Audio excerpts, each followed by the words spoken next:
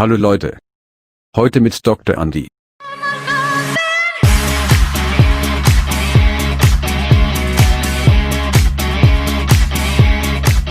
Halo, kembali bertemu dengan saya Dr. Andi Padriadi Wihadjokusumo. Namun sebelumnya saya ingin menyambut saudara semuanya, para mahasiswa yang hebat-hebat, para viewers, subscribers.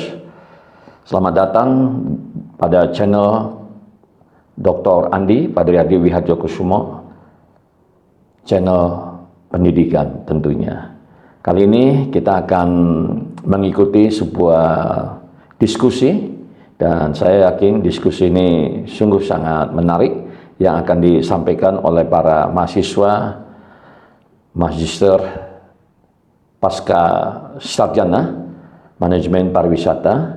Mereka terdiri dari 4 kelompok yang akan mendiskusikan pertama tentang ASEAN yang akan disampaikan oleh kelompok pertama, lalu yang kedua tentang ASEAN Community yang akan disampaikan oleh kelompok kedua, yang ketiga tentang Asian Tourism Strategic Plan yang akan disampaikan oleh kelompok ketiga, lalu yang terakhir, yang keempat adalah Asian Tourism Research Association yang akan disampaikan oleh kelompok keempat.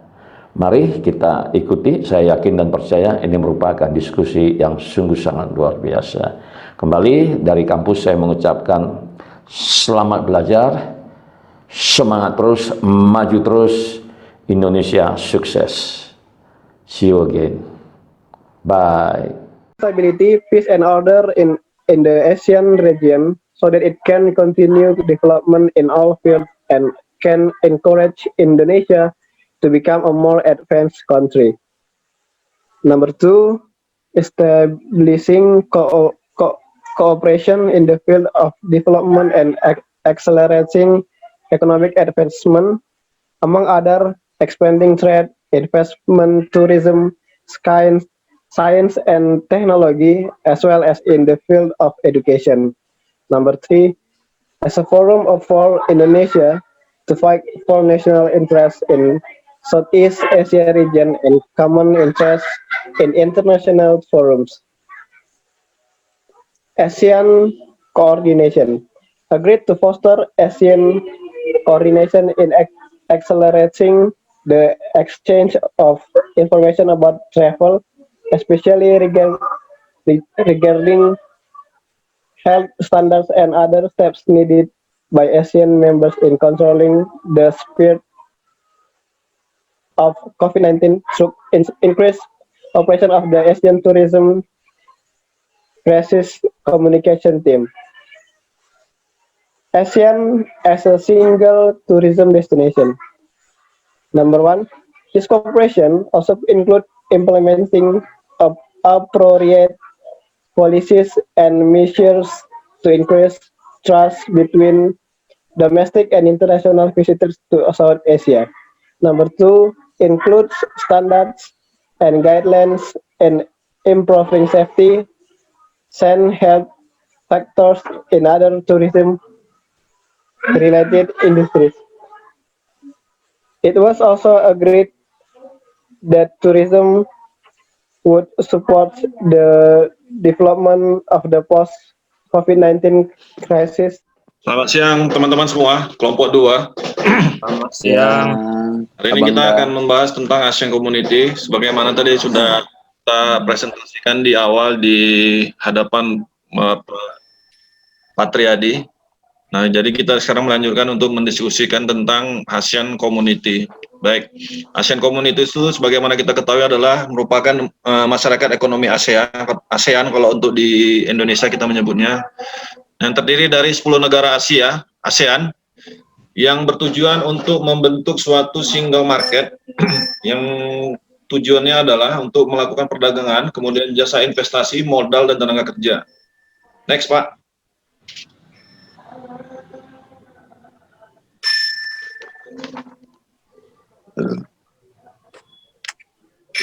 Pak Gadri. Ya, sudah nih.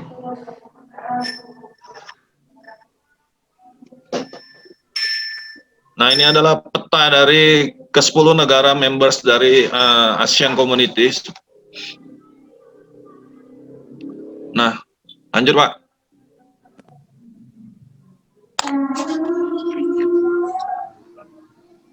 Nah, di ASEAN Community ini terdapat 3 pilar yang sangat kuat, yang sangat menjadi tujuan utama dari terbentuknya masyarakat ekonomi ASEAN ini, yaitu terdiri dari 3. Yang pertama adalah Economic Community, kemudian Political Security, kemudian ada Social Cultural Community. Next, Pak.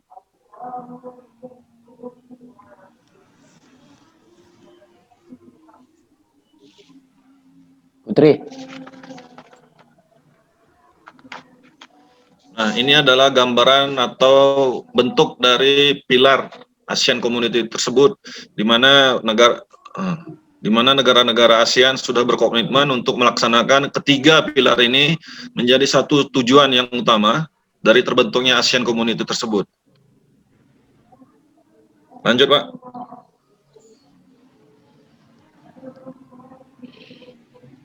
Menurut alaman resmi Sekretariat ASEAN, tujuan dibentuknya ASEAN itu adalah untuk meningkatkan taraf hidup ASEAN yang tercermin dalam perkembangan sosial ekonomi, terciptanya perdamaian dan keamanan di ASEAN tersebut, meningkatnya standar kehidupan penduduk ASEAN tentunya. Nah, jadi kalau kita lihat terbentuknya ASEAN Community ini ada menimbulkan dampak dari berbagai aspek, ya, terutama di sektor perekonomian, di mana semua lini ikut dalam berkecimpung di dalam ASEAN Community ini. Tapi ada juga dari sisi negatifnya, di mana masuknya seluruh tenaga kerja dari negara-negara ASEAN tanpa adanya batasan. Ya, jadi mereka bebas masuk ke dalam grup ASEAN Community tersebut. Next, Pak.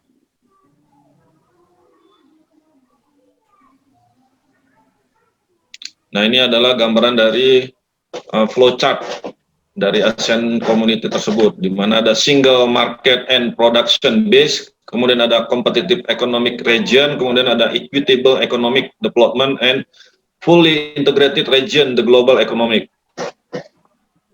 Next.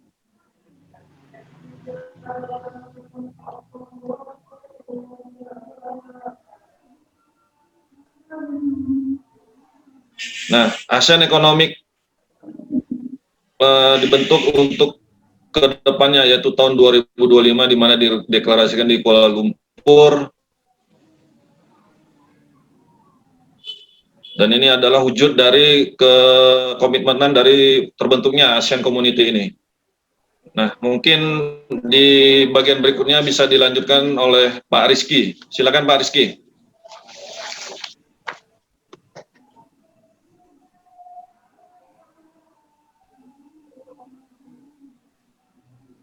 Untuk visi mungkin Pak Rizky bisa melanjutkannya, silakan Pak Rizky. Baik, terima kasih Pak Bakti. Saya akan lanjutkan di slide berikutnya yaitu visi ASEAN Community di 2025. Di mana visi ASEAN Community 2025 ini merupakan pelengkapan dari Agenda 2030 PBB bagi pembangunan berkelanjutan. Di mana ASEAN Community Vision 2025 ini membangun upaya peningkatan standar hidup rakyat di negara-negara ASEAN. Karena itu, pemahaman tertuang dalam dokumen ASEAN Community Vision 2025 menjadi kebutuhan para pemangku kepentingan, baik pemerintah, pelaku usaha maupun masyarakat umumnya. Berikutnya Pak Kadri. Slide berikutnya, ASEAN Political Security Community menjadi suatu komunitas yang bersatu, inklusif, dan tanggung pada tahun 2025. Kami hidup dalam lingkungan yang nyaman, harmonis, dan aman dengan mengendapkan nilai-nilai toleransi dan sikap moderat, serta menjunjung prinsip dasar, nilai-nilai, dan norma-norma bersama ASEAN. Berikutnya, Pak.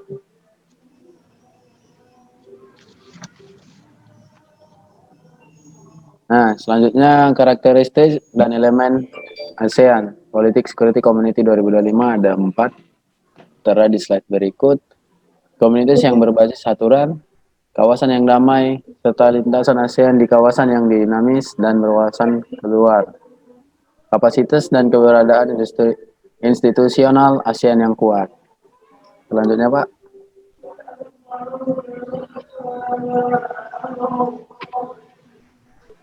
ASEAN Society Cultural Community 2025 harus merupakan suatu komunitas yang menginginkan dan memberikan manfaat bagi rakyat, dan suatu komunitas yang inklusif, berkelompok dan dinamis.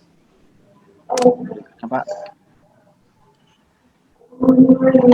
Nah, di sini ada 5 karakteristik dan elemen dalam ASEAN. Yang pertama itu mengikut sertakan dan bermanfaat bagi rakyat, inklusif, berkelanjutan, ketahanan, dinamis. Berikutnya, Pak. Nah, slide berikut ini dampak positif dan dampak negatif ASEAN Community terhadap Indonesia. Dampak positifnya, pada sisi perdagangan MEA akan menjadi kesempatan yang sangat baik untuk Indonesia karena hambatan perdagangan akan berkurang, bahkan menjadi tidak ada hambatan. Hal ini akan berdampak kepada peningkatan ekspor yang akan meningkatkan GDP Indonesia. Baik, next selanjutnya, Pak. Yang kedua, pada sisi investasi MEA dapat menciptakan iklim yang mendukung masuknya foreign direct investment atau FDI yang dapat menstimulus pertumbuhan ekonomi melalui perkembangan teknologi, pengembangan sumber daya manusia, pencipta lapangan kerja, dan akses yang lebih mudah kepada pasar dunia. Yang ketiga, pada sisi ketenagakerjaan dengan adanya MEA, kesempatan kerja semakin luas. Hal ini dikarenakan banyaknya lapangan kerja yang tersedia dengan berbagai kebutuhan akan keahlian yang beraneka ragam. Para tenaga kerja Indonesia dapat bekerja dengan bebas di negara anggota ASEAN sesuai dengan keterampilan yang dimilikinya dan juga sebaliknya.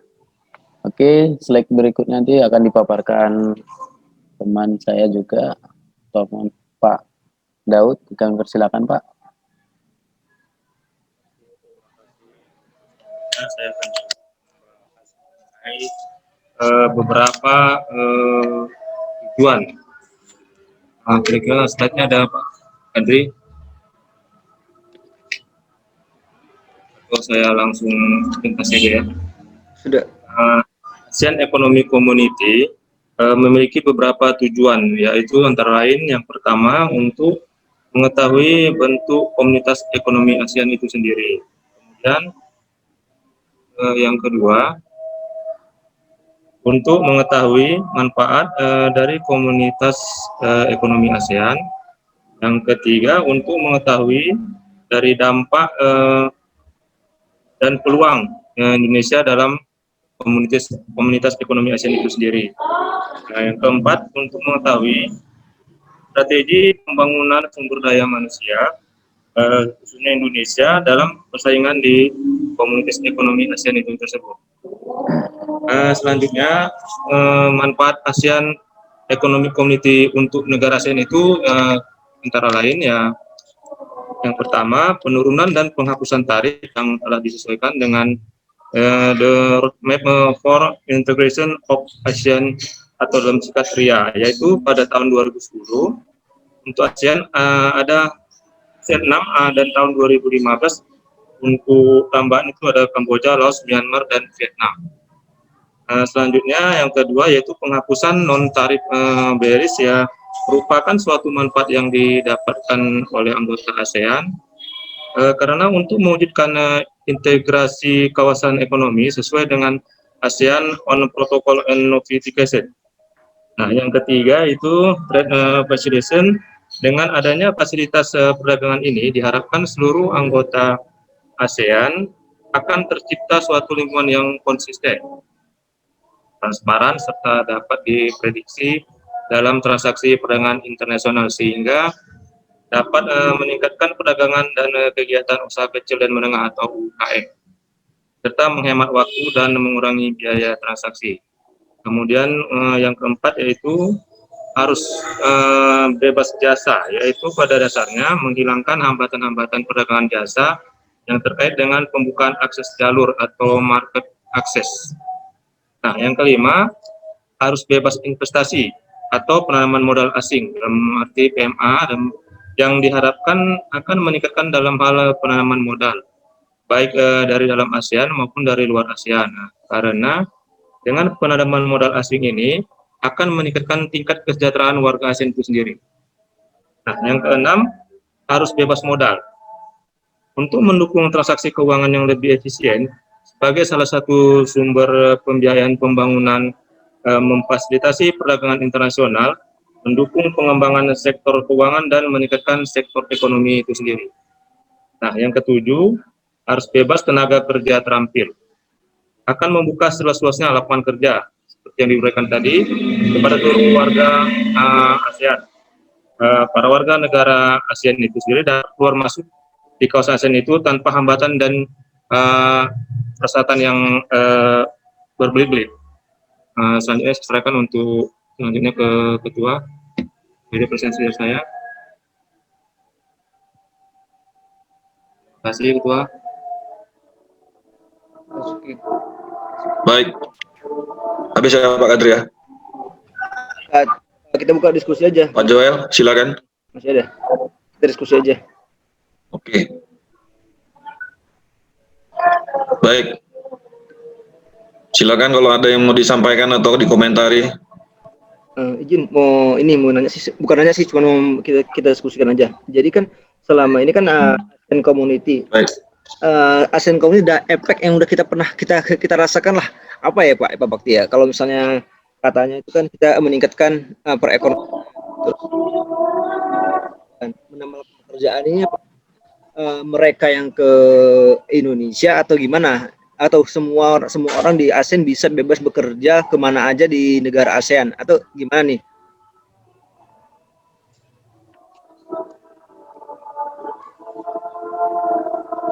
Ya. Jadi kalau kita lihat dampaknya memang sampai hari ini sudah muncul ya Pak Kadri. Jadi benar yang seperti Bapak sampaikan tadi bahwasanya dampak dari ASEAN Community ini sudah berjalan, terbukti dengan masuknya dari produk-produk dari negara-negara ASEAN yang ke Indonesia itu secara bebas dan tanpa batas, karena memang di komitmen awalnya itu memang tidak adanya pembatasan terhadap produk-produk yang masuk ke masing-masing negara anggota ASEAN Community ini.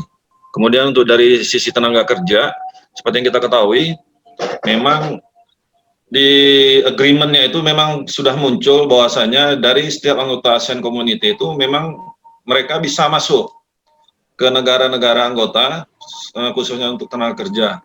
Jadi di kitanya sendiri di pariwisata memang sudah berdampak, walaupun memang belum signifikan kita lihat, tetapi di beberapa sektor sudah mulai muncul, seperti yang kita lihat berita-berita di TV sudah mulai masuk ya. Tapi sebenarnya kalau kita lihat berdasarkan agreement yang ada, sebenarnya tidak semua tenaga kerja itu bisa masuk tanpa ada yang namanya kompetensi. Jadi tidak sembarangan juga bisa masuk ke negara-negara yang menjadi anggota. Mereka juga harus mengikuti yang namanya tahap-tahapan seleksi, khususnya di bidang. Kalau kita lihat di berita-berita itu atau yang pernah saya ketahui, ya, jadi tidak segampang. Walaupun memang sudah ada contoh mungkin seperti ini. Tenaga kerja Vietnam mau masuk ke Indonesia itu tidak hanya berbekal yang namanya skill, tetapi juga mereka harus sudah bisa yang berbekal yang namanya bahasa. Kalau mereka masuk ke Indonesia berarti mereka sudah bisa berbahasa Indonesia dengan baik, kan gitu. Nah itu yang mungkin belum sampai hari ini dari sisi bahasa, tetapi ya seperti yang kita lihat tidak tertutup kemungkinan sudah mulai pada masuk ya, khususnya tenaga kerja itu. Mungkin itu aja Pak Kardi yang bisa saya sampaikan. Yang lainnya mungkin. Terima kasih. Baik, terima kasih Pak Bakti. Kalau misalnya dari segi kepariwisataan mungkin udah banyak dampak ini ya Pak ya, karena di perhotelan sudah banyak kali ya Pak ya, khususnya di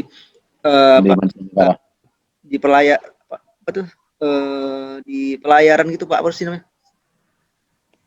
Ya, shipping kapal pesiar. Tapi kalau misalnya dia kalau kerja di perkantoran swasta untuk ini masih belum nampak ya Pak ya Pak ya. Ya, kalau untuk sektor yang namanya industri selain tourism, ya ini belum. Yang nampak kelihatan itu yang sangat menonjol itu di bagian sektor tourism, khususnya hotel, seperti Bapak sampaikan tadi, ya banyaknya bermunculan dari agen-agen kapal pesiar atau cruise ship itu. Di samping itu juga yang untuk tenaga darat juga sudah mulai muncul, walaupun kalau kita lihat sendiri di Medan memang belum kelihatan, tapi di beberapa provinsi sudah mulai kan gitu. Nah, jadi di samping itu juga ini memang sudah menjadi komitmen bersama dalam hal kerjasama untuk peningkatan SDM. Makanya yang setahu saya kalau untuk itu sudah terbentuknya yang namanya itu adalah kurikulum yang memang sudah disepakati bersama untuk ASEAN. Nah, yang disebut kalau nggak salah itu yang toolbox itu Pak, kurikulumnya itu. Jadi mereka bisa masuk ke Indonesia, tapi dengan catatan mereka sudah memang kompeten di bidangnya. Nah, satu lagi poin penting itu yang harus mereka bekali itu adalah soal bahasa. Jadi kalau mereka belum bisa menggunakan bahasa negara yang mereka akan tuju itu kemungkinan untuk bisa lolosnya itu kecil, kan gitu Pak. Terima kasih Pak.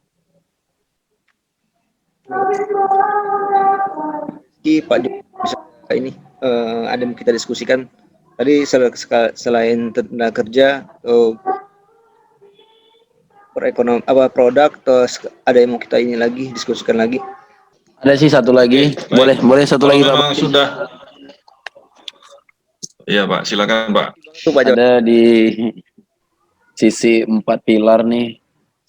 Yang pertama single market and production base. Yang kedua competitive economy region. Yang ketiga full integrated region in the global economy. Yang keempat equitable economic development. Nah, jadi 4 pilar ini termasuk dalam acuan kinerja ASEAN Community. Apakah simboyan saja ataukah hanya dengan deklarasi ASEAN Community 2025 ini? Baik, itu bukan sebatas simbol aja Pak Rizky. Iya, Pak. Itu bukan sebatas simbol, tetapi itu memang sudah menjadi agreement. Ya, itu sudah disepakati dan itu sudah terjadi sekarang tanpa kita sadari sebenarnya sih kita sudah mengalami dari itu semua tanpa kita sadari.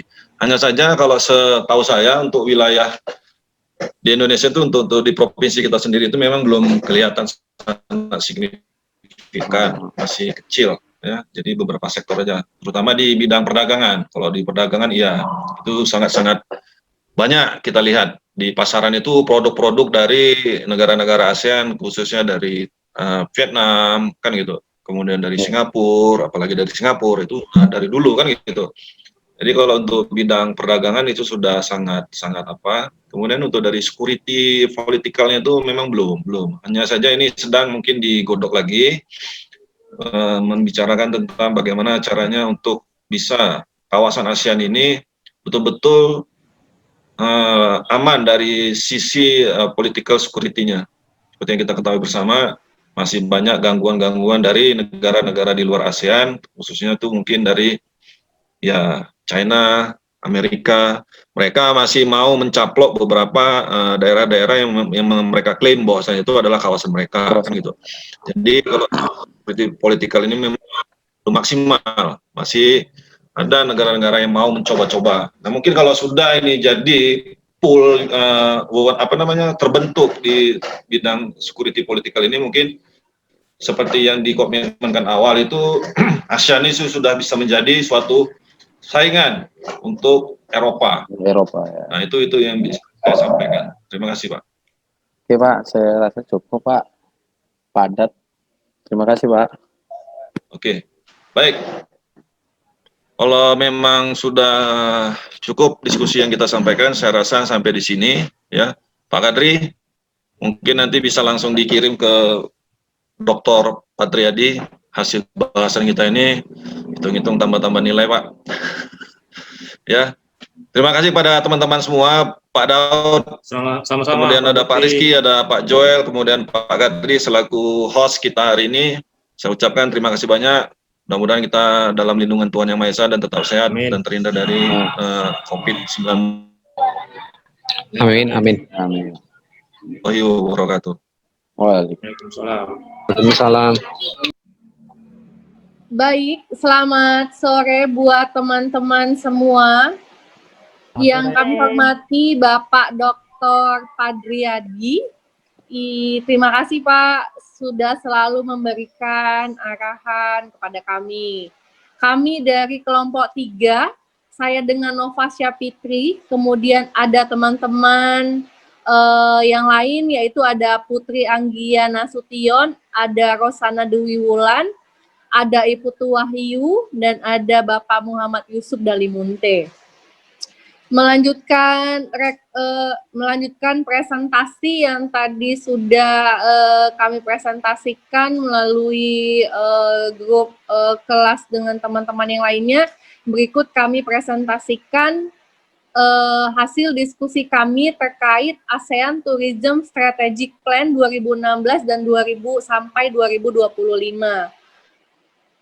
Baik, presentasi ini akan dibawakan oleh saya dan kemudian ditanggapi atau direspon jika ada tambahan dari teman-teman yang lainnya.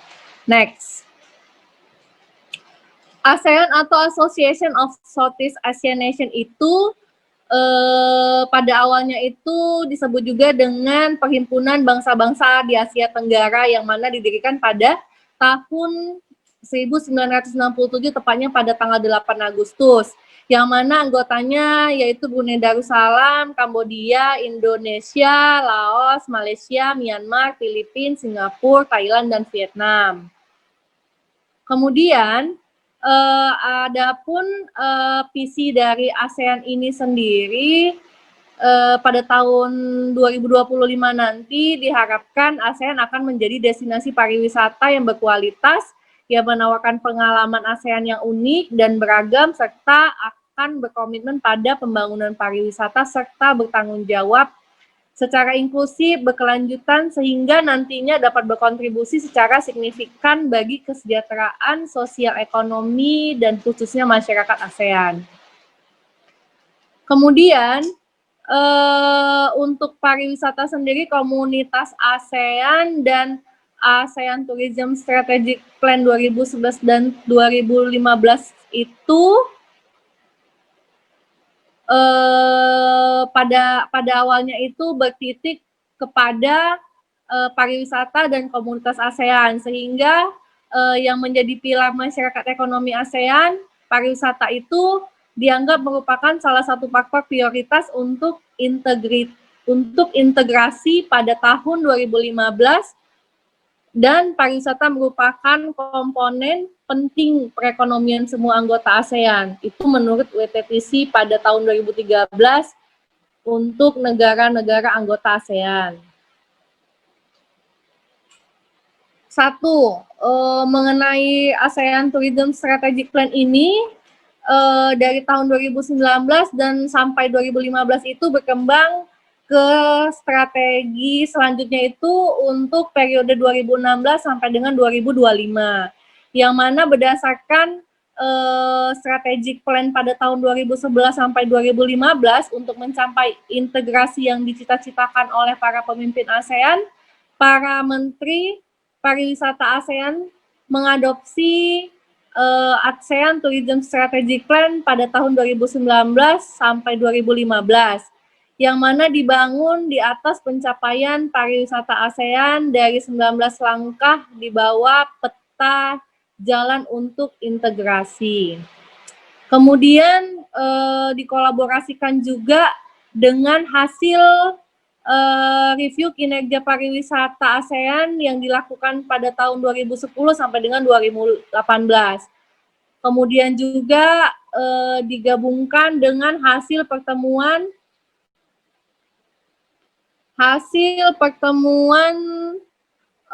di Singapura pada tahun 2014 yang membahas tentang tantangan utama untuk menghadapi pembangunan berkelanjutan dari bidang pariwisata ini untuk menjadi pariwisata yang berkualitas, berintegrasi dalam perekonomian ASEAN yang meliputi satu, diharapkan dapat menciptakan keseimbangan yang lebih baik dalam distribusi manfaat pariwisata antar negara anggota ASEAN. Kemudian diikuti dengan untuk mengurangi kekhawatiran atas keselamatan dan keamanan, membuat formalitas lintas batas lebih nyaman dan lebih murah. Kemudian mengurangi kemacetan transportasi dan infrastruktur tujuan. Kemudian selanjutnya mengurangi biaya tinggi layanan industri perjalanan di wilayah tersebut. Dan yang terakhir itu untuk meningkatkan partisipasi masyarakat lokal dalam rantai nilai pariwisata, terutama di daerah yang kurang berkembang namun kaya sumber daya pariwisata di wilayah tersebut. Kemudian,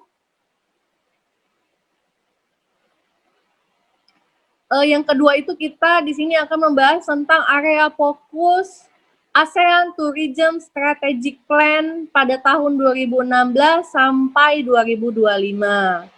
Nah, menurut laporan dan survei daya saing global mengungkapkan bahwa warisan alam dan budaya ASEAN merupakan salah satu kekuatan kompetitif utamanya. Kelemahan utama ada di bidang infrastruktur dan lingkungan bisnis, kerangka regulasi, dan sumber daya manusia. Mengembangkan destinasi dan produk pariwisata yang berkualitas itu tetap menjadi tantangan utama bagi ASEAN, khususnya anggota-anggota ASEAN-nya. Kemudian, selanjutnya itu adapun fokus untuk strategi plan di tahun 2016 itu dibagi menjadi dua jalur atau dua cara melalui daya saing pariwisata. Kalau dilihat dari daya saing pariwisata ini, strategi yang dilakukan itu yaitu melalui pemasaran dan promosi. Pemasaran dan promosi itu mencakup pemasaran Asia Tenggara, kemudian positioning dan branding ASEAN di marketnya. Kemudian jaringan dengan mitra internasional multi dua sisi melalui bidang kerjasama. Kemudian untuk pemasaran sendiri itu, selanjutnya yang kedua itu melalui pariwisata yang berkelanjutan dan inklusif. Di sini itu fokus dari strategic plan tahun 2016 sampai tahun 2025 itu dititikberatkan melalui cara meningkatkan partisipasi komunitas. Jadi diharapkan untuk tahun 2016 sampai tahun 2025 itu semua anggota ASEAN itu dapat dengan sungguh-sungguh berpartisipasi untuk menyusun langkah-langkah strategik yang nantinya akan dikonsumsi semua anggota ASEAN, sehingga apa yang diharapkan, apa yang direncanakan dan dirancang dapat direalisasikan.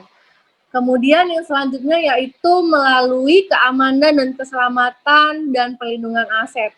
Nah, di sini setiap para anggota ASEAN itu diharapkan dapat mampu meyakinkan dan benar-benar menjamin tentang keamanan dan keselamatan terhadap perlindungan aset yang dimiliki seluruh anggota ASEAN. Di sini juga mencakup tentang pengembangan dan perlindungan. Kemudian yang selanjutnya itu juga melalui fasilitas perjalanan, pengembangan produk yang standar, keamanan, dan keselamatan. Pengembangan sumber daya manusia juga diperlukan di dalam strategik untuk tahun-tahun berikutnya, termasuk jaringan dan infrastruktur. Investasi pariwisata terhadap yaitu dengan menerima perubahan-perubahan juga sangat diperlukan di dalam menentukan rancangan terhadap strategi di tahun-tahun berikutnya. Nah, adapun dasar dari penyusunan strategic plan untuk semua member ASEAN ini yaitu didasari oleh visi yang mana di awal juga sudah disampaikan bahwa diharapkan pada tahun 2025 itu ASEAN akan menjadi destinasi pariwisata yang berkualitas yang menawarkan pengalaman ASEAN yang unik dan beragam, sehingga nantinya apa yang diharapkan itu dapat menjadi hal-hal positif yang membangun kesejahteraan seluruh anggota, khususnya masyarakat ASEAN. Kemudian hal ini juga didasari dua hal. Yang pertama itu tujuan untuk meningkatkan daya saing sebagai satu-satunya destinasi pariwisata di Asia bagi seluruh anggota ASEAN. Yang kedua itu untuk menjadikan pariwisata ASEAN yang menjadikan pariwisata di masing-masing negara ASEAN itu menjadi pariwisata yang berkelanjutan dan inklusif. Dan ini juga sudah melalui beberapa langkah, diantaranya yang tadi sudah disebutkan melalui promosi, pengembangan, dan lain-lain. Nah, masuk kepada kesimpulan, di sini adapun pada akhirnya rangkaian dari kegiatan Strategic Plan 2016 sampai 2025 di keanggotaan ASEAN ini adalah untuk mengantisipasi hal-hal yang terjadi di tahun 2025 itu diantaranya adalah kontribusi PDB atau produk domestik brutonya itu pariwisata ASEAN-nya meningkat sampai 12 menjadi 15%. Kemudian mengantisipasi untuk pangsa pariwisata dan total lapangan kerja dapat meningkat dari 3,7% menjadi 7%. Kemudian dapat mengantisipasi meningkatnya rata-rata lama tinggal kedatangan turis yang biasanya 6,3 diharapkan menjadi 8 malam untuk setiap kunjungan. Dan yang kemudian itu mengantisipasi untuk jumlah unit akomodasi dapat meningkat dari 0,51 unit per 100 jiwa penduduk di ASEAN menjadi 0,60 per unit per 100 jiwa penduduk. Dan untuk mengantisipasi jumlah penerima standar pariwisata ASEAN dapat meningkat dari 86 menjadi 300. Nah, dari rangkaian yang sudah kami sampaikan, Pak, itulah hasil dari paparan tentang ASEAN Tourism Strategic Plan di tahun 2016 sampai dengan 2025.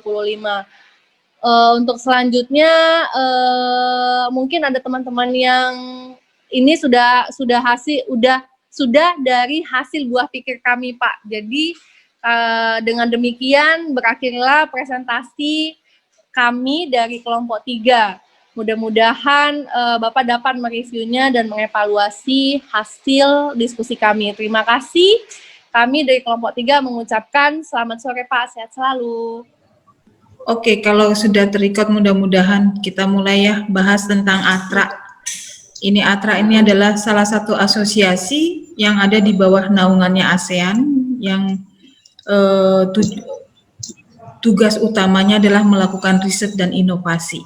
ATRA sendiri singkatan dari ASEAN Tourism Research Association, didirikan pada bulan November 2013. Oke, anggota-anggotanya adalah institusi perguruan tinggi yang merupakan negara-negara anggota ASEAN.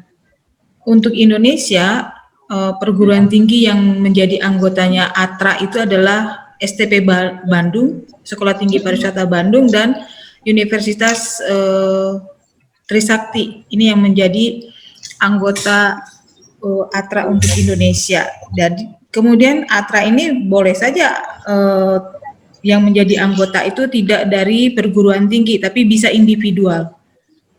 Selama si anggota tersebut memenuhi persyaratan ketentuannya si ATRA. Oke, kemudian ini tujuannya adalah mendukung kebijakan-kebijakan yang dibuat oleh organisasi ASEAN, ya, melalui programnya ASEAN, yaitu ASEAN Tourism Structure Plans, yang dia sudah direncanakan mulai dari program tersebut direncanakan dari tahun 2015 sampai 2025. Itu dia tujuan daripada didirikannya ATRA. Kemudian ini ruang lingkupnya, dia melakukan inovasi, kemudian dia melakukan research di berbagai bidang, terutama di bidang pariwisata tentunya. Nah, yang dia berhubungan dengan masalah misalnya sustainability tourism, pariwisata berkelanjutan, kemudian ekoturism, kemudian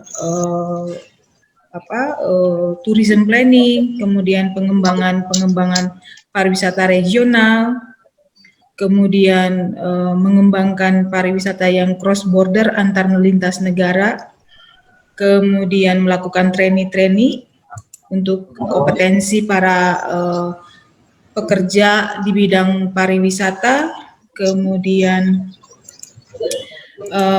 ini dia ya melakukan pelatihan untuk human capital and skill development, kemudian ada socio-anthropology of tourism, ini yang dilakukan. Kemudian ATRA juga melakukan satu bidang konsultasi ya, jadi tidak hanya riset saja tadi, tapi dia menjadi konsultan untuk beberapa bidang, misalnya seperti tourism planning, impact study, capacity building, kemudian hospitality business, dan heritage and culture. Kemudian ini adalah daftar daripada beberapa daftar dari universitas-universitas yang menjadi anggotanya ATRA. Nih kita lihat di atas, Bandung Tourism Institute, ini adalah STP Bandung, Sekolah Pariwisata Bandung. Kemudian untuk satu lagi Indonesia itu diwakili oleh Trisakti, Universitas Trisakti. Kemudian ini dia setiap tahun ATRA menyelenggarakan satu kongres. Kongres yang terakhir itu diselenggarakan pada tanggal 18 sampai 20 Januari 2019 di Universitas Hoa Sen di Ho Chi Minh, Vietnam. Tema yang diusung adalah The Power of One. Jadi kalau ASEAN bersatu, maka mudah-mudahan pariwisata ASEAN itu berkembang. Nah, ini adalah satu kutipan dari pidatonya Ketua Presiden ATRA, Ari Ragavan.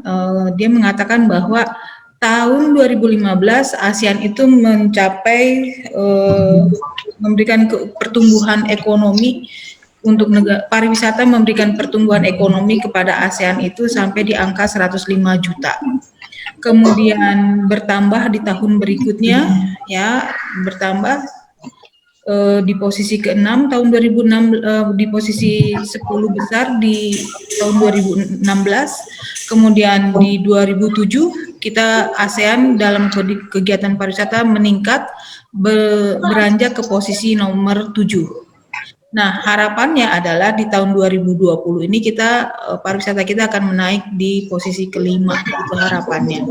Ini tentu ceritanya kemarin itu dulu sebelum ada COVID ya, karena ini tahun 2019 di Januari diceritakannya. Nah, ini adalah kriteria-kriteria siapa-siapa saja yang boleh menjadi anggota daripada ATRA, ya kan? Ini dikatakan boleh individual, boleh lembaga pendidikan, ya. Dan boleh dari lembaga yang lain yang di luar pendidikan juga boleh. Jadi tidak terikat hanya dari orang-orang yang dari lembaga pendidikan saja. Ini adalah komitmen yang harus dimiliki oleh para anggota daripada ATRA, ya, kerja keras gitu kan. Nah, terus apa keuntungannya? Ya tentu keuntungannya adalah dia akan mengetahui lebih jelas perkembangan pariwisata di ASEAN, kemudian akan dilibatkan dalam kegiatan-kegiatan kongres dan event-event yang diselenggarakan oleh ATRA. Nah, itu dia keuntungan-keuntungannya. Kemudian ini juga sama keuntungan-keuntungan yang diterima oleh anggota daripada ATRA. Nah, ini siapa-siapa saja yang ingin bergabung menjadi anggotanya ATRA, silahkan kontak. Ini ada nomor kontaknya, ya. Kantor ATRA itu adanya di Selangor, Malaysia. Ya, kemudian ini ada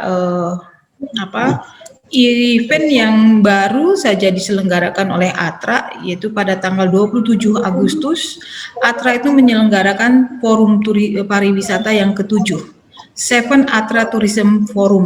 Nah, mereka membahas tentang Can Travel Bubble Boost Tourism in ASEAN.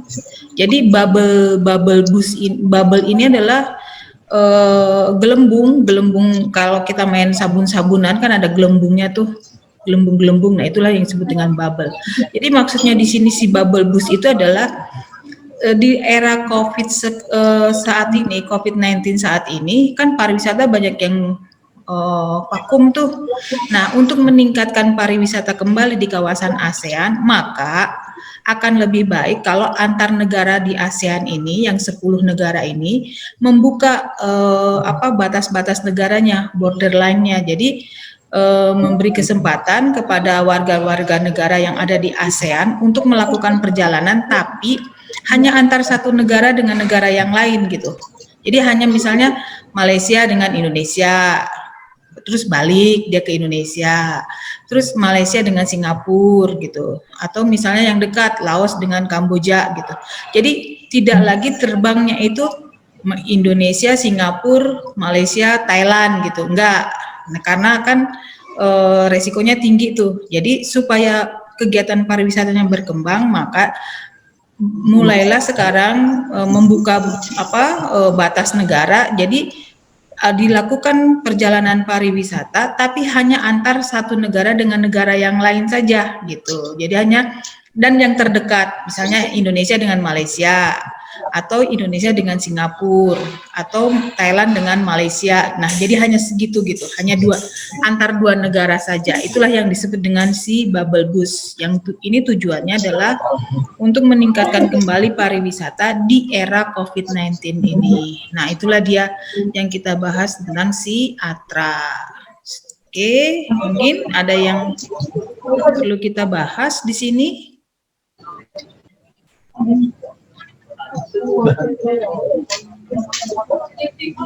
Ya, ada yang perlu dibahas nggak? Kemarin tuh apa yang kita bahas tuh?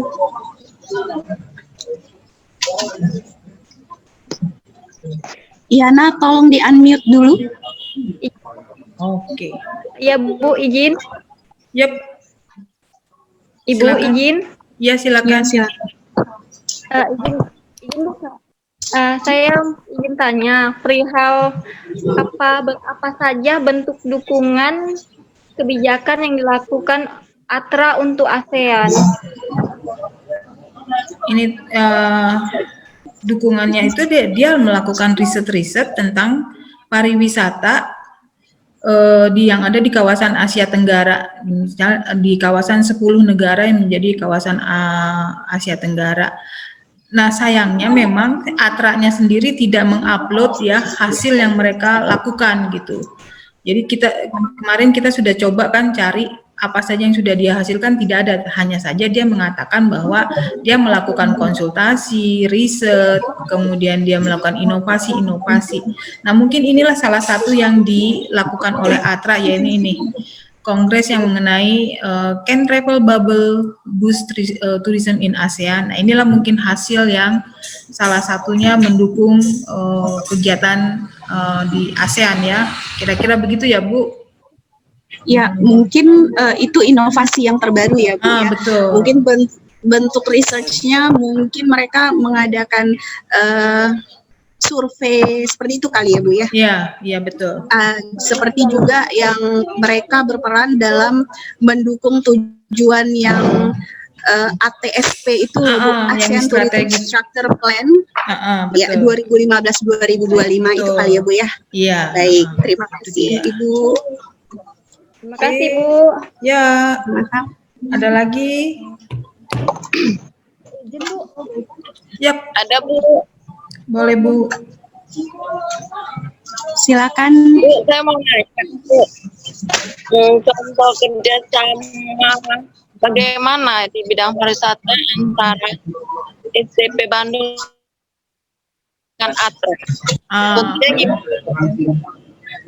Oke, programnya ATRA dengan STP itu dia kerja sama, jadi ATRA melibatkan si STP Bandung dalam beberapa kegiatan risetnya mereka tentang pariwisata, terutama di kawasan Indonesia ya. Jadi kalau misalnya untuk Indonesia difokuskan untuk siapa yang akan menangani si STP dengan si Universitas Trisakti tadi. Jadi dia dilibatkan dalam hal itulah dia. Penelitian-penelitian yang ada di Indonesia, nah itu difokuskan, oh ini menjadi porsinya STP dengan Universitas Trisakti. Nah itulah dia programnya. Jadi kalau jadi pendampingan lah untuk di Indonesia si STP Bandung itu, gitu ya Bu.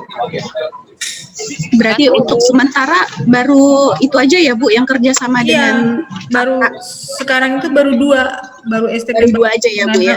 Mungkin nanti Poltekpar atau Sekolah Dharma Agung gitu yang bisa jadi anggotanya. Mitra juga ya Bu ya. Iya, mitra di situ. Ya. Bu, kalau tadi Ibu sebutkan bubble boost travel, tadi udah Ibu jelaskan prosesnya. Apakah ada negara yang sudah menerapkan? Itu sampai sekarang belum, karena itu baru dibicarakan Agustus yang lalu. Launching ya Bu ya? Baru launchingnya di Agustus, jadi mungkin ke depan gitu.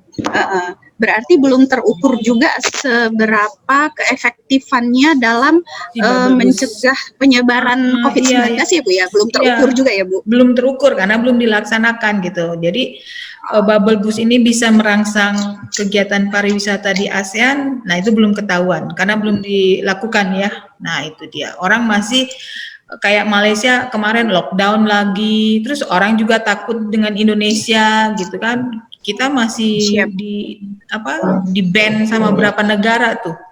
Ban-nya itu travel ban-nya belum dicopot tuh, 54 negara ya kalau nggak salah. 54 negara. Siap tuh, kita masih di ban, jadi belum bisa lah itu si bubble boost itu dilaksanakan dalam waktu dekat, itu dia. Baik. Oke, kira-kira gimana? Izin Bu. Oke, ya Bu. Ini tuh apa aja yang sudah diberikan kurang keras pariwisata dan apakah penting ATRA itu bagi pariwisata? Pastilah penting banget karena lihat peranannya dia besar banget ya. Mungkin memang apapun ceritanya segala sesuatu itu yang paling yang dibutuhkan itu adalah penelitian. Jadi penelitian itu penting, pasti ATRA penting sekali kontribusinya ke ASEAN gitu. Dari mana ASEAN bisa tahu pariwisata mendukung ekonomi di setiap negara kalau tidak lewat penelitian dan pengembangan gitu. Jadi pasti besar sekali peranannya ATRA di dalam perkembangan ekonominya ASEAN gitu. Ya, oke Bu. Baik Bu, terima kasih. Baik Bu. Baik, terima kasih semuanya. Mudah-mudahan bermanfaat untuk kita semuanya. Ya, selamat sore semuanya. Sore Bu. Oke, kita akhiri di sini ya. Selamat sore. Siap Bu.